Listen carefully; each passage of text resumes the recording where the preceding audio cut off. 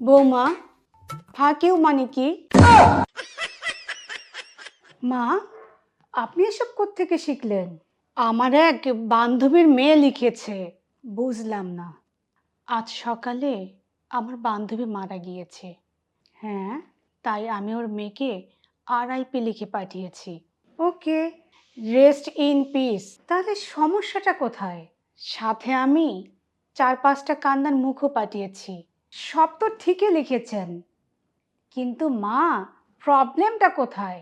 তার বদলে বান্ধবীর মেয়ে লিখে পাঠিয়েছে ফাঁকি আন্টি। কই দেখি মা, ফোনটা আমাকে দেন তো দেখি।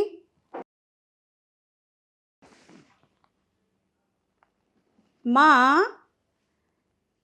এটা দুঃখের ইমোজি না, এটা হাসির ইমোজি, অট্ট হাসির ইমোজি।